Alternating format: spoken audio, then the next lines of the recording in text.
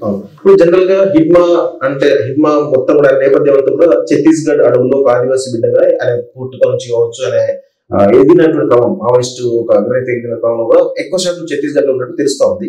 కానీ ఈ మధ్య కాలం ఎన్కౌంటర్ జరిగినటువంటి ప్రదేశం ఏంటో మారేడుమల్లి అంటే గతంలో మనకు తెలుస్తున్న విషయం ఏంటంటే విజయవాడలో ఆయన ఒక వైద్యం కోసం వచ్చి అక్కడ కోవిడ్ ఆపరేషన్ ద్వారా ఆయన మారేడుమల్లి తీసుకుని ఎన్కౌంటర్ చేసి చెప్పేసి అన్నారు. నిజంగా ఇది ఈ వాదనలో ఎంత నిజమండి సార్? దాన్ని మనం నిర్ధారించడానికి మన దగ్గర ఏమి ఆధారాలు లేవు. అతను పనిచేసిన పార్టీ అటువంటి స్టేట్మెంట్ ఇచ్చింది. పౌర హక్కుల సంఘాల వాళ్ళు కూడా అతన్ని ఎక్కడి నుంచో తీసుకెళ్లి చంపేశారని చెప్తున్నారు. ఇటువంటి సంఘటనలు జరిగిన చరిత్ర గతంలో ఉంది కాబట్టి సహజంగానే అతను వాళ్ళు అనేది ఏంటంటే అతను ఎదురుపడితే అతను వీరుడని చాలా కర్కోటకుడని చాలా ఇటువంటి పోలీస్ అధికారులు చెప్తున్నారు కదా. అటువంటి వ్యక్తిని నిజంగా ఎదురుపడితే అంత సులువుగా చచ్చిపోతాడా?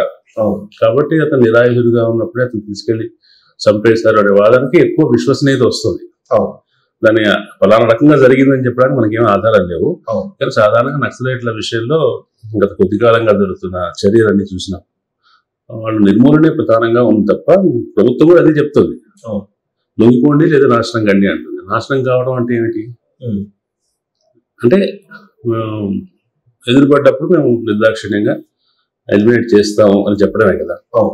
కాబట్టి ప్రజలు దాని గురించి ఆ విషయానికి పెద్ద ఇంపార్టెన్స్ ఇస్తారని అనుకోవట్లేదు నేను.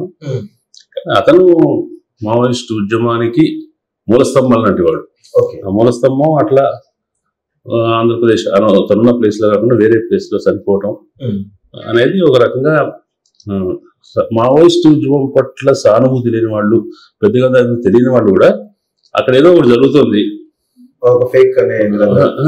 దండకారణ్యంలో ఏదో జరుగుతుంది, వాళ్ళు ఏదో ఒక ప్రయత్నం చేస్తున్నారు, మంచిగా చెడ్డు ప్రభుత్వానికి నిలబడ్డారు, అయ్యో రేపు పొద్దున ఎవరు నిలబడే వాళ్ళు ఎవరు లేరే, ఒక ఆశ కూడా లేదే, లేదంటే ఎవరో ఒక ఉన్నదాన్ని చాలా మంది పోలీస్ అధికారులు కూడా ప్రైవేట్ సంభాషణలో చెప్తారు. మావోయిస్ట్ ఉద్యమం ఉన్న ప్రాంతంలో ఇతర క్రైమ్స్ బాగా తక్కువ ఉంటాయి. ఆడవాళ్ళని వేధించడం కానీ, దళితుల మీద అత్యాచారాలు కానీ ఇటువంటివన్నీ వాళ్ళు జరగకుండా అదుపు చేసేవాళ్ళు. అంటే వాళ్ళ ఉనికి అనేది సమాజంలో బలహీన వర్గాల వాళ్ళకి ఒక అండగా ఉంటూ వచ్చింది. ప్రభుత్వాన్ని వాళ్ళు గట్టిగా ప్రశ్నిస్తారు. అటువంటి ప్రశ్నించే వాళ్ళు లేకపోతే రేపు భవిష్యత్తు ఏంటి అనే ఒక రకమైన అనాథ భావన కూడా కలుగుతుంది ప్రజలు. అందువల్ల కూడా బాధపడుతున్నారేమో అనిపిస్తుంది. ఇప్పుడు ప్రస్తుతం ఆయన చనిపోయిన తర్వాత ఛత్తీస్గఢ్ లో కావచ్చు చాలా చర్చ జరుగుతున్నాయి సార్.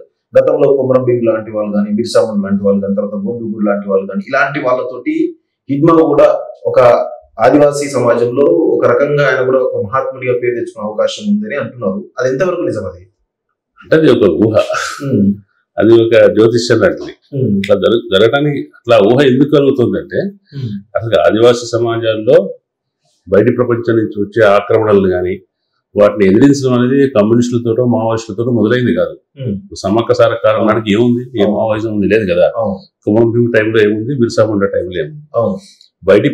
బయటి వాళ్ళు వచ్చి వాళ్ళ ప్రకృతిని, వాళ్ళ జీవనాధారాన్ని, వాళ్ళ ఆశ్రయాన్ని, అడవిని దెబ్బతీస్తున్నప్పుడల్లా వాళ్ళు ప్రతిఘటిస్తూ వచ్చారు.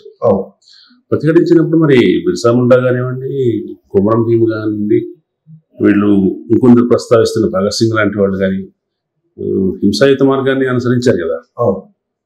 మనం ఆ మార్గంతో ఏకీభవించకుండా వాళ్ళని గొప్ప వాళ్ళని అంటున్నాం కదా.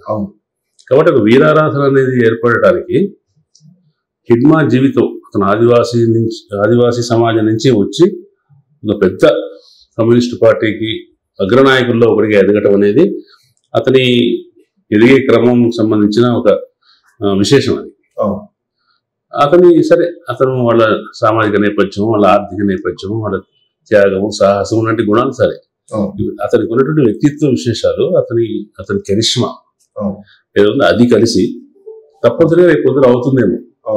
నేను నా వ్యాసంలో రాసినట్టుగా 35 ఏళ్ల కింద నేను బీహార్ రాంచీ వెళ్ళినప్పుడు, అప్పుడు బీహార్ లో ఉండింది, జార్ఖండ్ ఏర్పడలేదు. రాంచీకి వెళ్ళినప్పుడు నేను అప్పటికే మహాశ్వేతాదేవి బిర్సా ముండా మీద రాసిన ఎవరిది అడిగే నవల చదివి ఉన్నాను. రాంచీకి చెందినవాడు కదా బిర్సా ముండా, అతని విగ్రహం ఇక్కడ ఉండాలి అని ఎవరో చెప్తే మేము వెతుక్కుంటూ వెళ్ళాం. అది ఎవరు కాదు, ఎక్కడుందో చెప్పిన వాళ్ళు లేరు. కనుక జార్ఖండ్ ఉద్యమం వచ్చింది, ప్రత్యేక రాష్ట్ర ఉద్యమం వచ్చింది, ఆదివాసుల చైతన్యం వచ్చింది, రాష్ట్రం ఏర్పడిన తర్వాత బిర్సా ముండా యూనివర్సిటీ వచ్చింది, బిర్సా ముండా విమానాశ్రయం వచ్చింది. ఇవాళ మనం ఒకప్పుడు వాళ్ళ సమకాలంలో వాళ్ళను దుర్మార్గులుగా, దుష్టులుగా, హింసావాదులుగా చూసిన ప్రపంచం తర్వాత కాలంలో వాళ్ళు వీరులుగా చేసింది. అల్లూరి సీతారామరాజు కూడా బ్రిటిష్ పోలీసులు చంపిన వాడే కదా. కానీ అతనికి తర్వాత కాలంలో ఎటువంటి పేరు వచ్చింది. కాబట్టి అటువంటి జీవితంతో పోల్చదగ్గ జీవితం ఇతనికి ఉంది కాబట్టి ఇతను కూడా రేపు పొద్దున వాళ్ళ ఎవరో రాశారు వాళ్ళ సామాజిక మీడియాలో చూడండి, సమ్మక్క సారక్క లాగా రేపు వచ్చే సంవత్సరం నుంచి అక్కడ ఒక జాతర జరిగినా ఆశ్చర్యం లేదు.